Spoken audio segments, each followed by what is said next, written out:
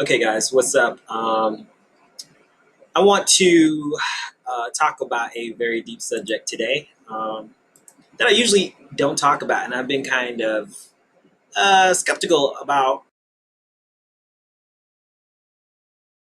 a lot about demons and angels and stuff. But I want to talk about primarily. I want to talk about primarily reptilian and how they relate to demons. And this will probably be one of maybe two or three videos. I'm not sure how far I'll go, but I know I've never talked about reptilians before, and I know it's more of a, it seems like a very sci-fi type subject to talk about, but I think it has a lot of validity, and I think we need to really, people really need to kind of at least be aware and educated, because I have not seen a reptilian in my personal life. Actually, I'm gonna be very skeptical about what I say and what I don't say, because I have not had somebody reveal to me, oh, I'm reptilian, or whatever. Okay. But first, let's understand what reptilians are. So, of course, I read a bunch of stuff, and I want to share that with you, and that's all I'm doing is sharing things with you. Reptilians are usually called saurians, reptoids, draconians. They're purportedly reptilian humanoids. Now, according to the whole theory behind reptilians, is that there's reptilian humanoids and there's mammalian humanoids. So some of us are more mammals and some of us are more reptile. Now, that's not too far-fetched, because what we have here, hopefully my computer doesn't go too slow. Reptile brain, or I think I'm not spelling that right. The reptilian brain. All humans have what we call the reptilian brain, and it's the small part of our brain that I guess controls our fight or flight, responses, versus I guess they say the more evolved brain that we have now is more of our emotional responses and why we make decisions. But our reptilian brain is supposed to be our primitive brain. It's supposed to be the brain that our survival mode, per se. And it's kind of strange that they say that's our primitive brain. That's kind of the brain we started out with, because that has a lot to do with what I want to talk about. My computer's going really slow. I'm so sorry. So sorry, people. Computer's going really slow. I got a lot of tabs open though too, so I'm just going to close it out. But I explained it already.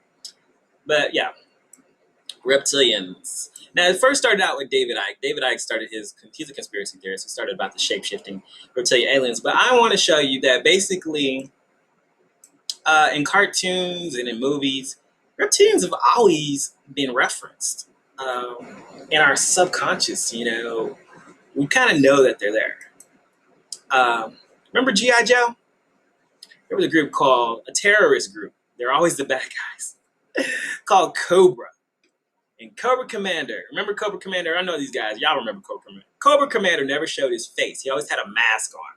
And he always sounded like a snake, which was really weird. He always talk like this. So him and his group of his soldiers, they all had masks on. And the mask kind of represents that they're not really showing who they really are. We don't know who they really are. And they were always symbolized with the cobra, the snake. And what was Cobra's main mission? To take over the world. If it wasn't for the forces of G.I. Joe, the great American hero, to save us from Cobra. Then there was another cartoon called Mask. Strangely, the cartoon was called Mask. And they were fighting a group called Venom, which stood for the Vicious Evil Network of Mayhem. Kind of sound like Mark Dice when I said that, but okay. The Vicious, God forgive me, I do not want to sound like him. The Vicious Evil Network of Mayhem. But once again, they were a terrorist group represented by the Cobra who wanted to take over the world.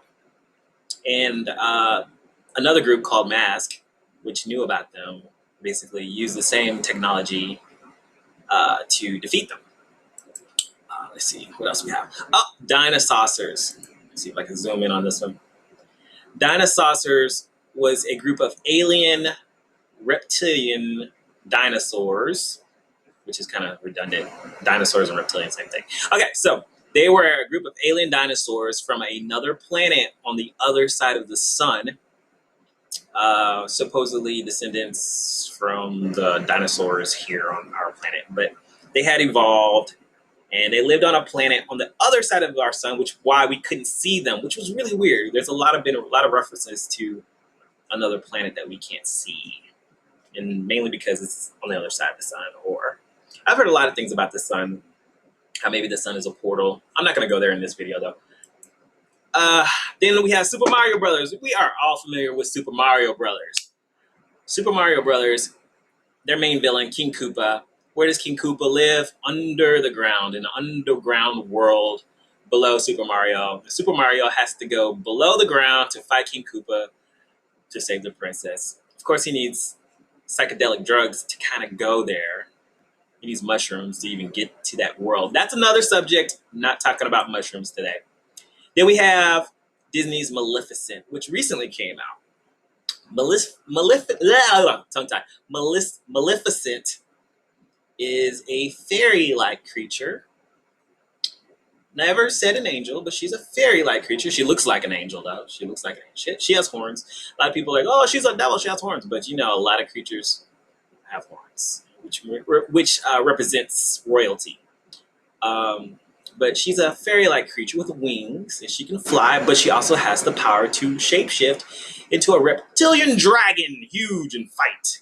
That's one of her powers. Here's just a picture of an angel, and I'm just showing reference of how much she looks like an angel. Now, people are like, well, angels. Remember, the biblical Satan is also called the old serpent, the dragon. He's referenced as a serpent many times, and I always wondered why. I mean, if the devil, aka Satan, he did not just become a serpent or a dragon after, he decided to rebel. That's not what happened. So I referenced, where is it? Here. I referenced Seraphim. Seraphim is the name of an angel, or a group of angels. And the Seraphim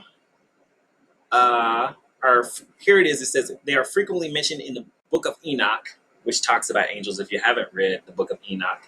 And they were designated as serpents. Interesting. All right. Now, going down further, according to a third and more probable theory, the Seraphim originally were serpents, as the name implies. Among many people of antiquity, serpents played an important part in myth and folklore. For instance, they were Tiamat in Babylon, legend of creation, and Urias serpent in Egypt. Egypt has a lot of serpent references, and even some of the gods look like alligators and whatnot. But here, and this is coming from the Jewish Encyclopedia. You gotta talk to the Jews if you really want to know stuff about the Bible, really. The Seraphim are recognized as being flying serpents or fiery serpents. Sometimes Seraphim is called the burning ones, but it could be a burning serpent, okay?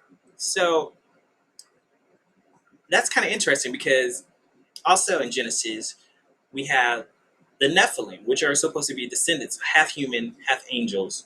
So this is what I'm talking about. Getting the angels were what we call reptilian humanoids.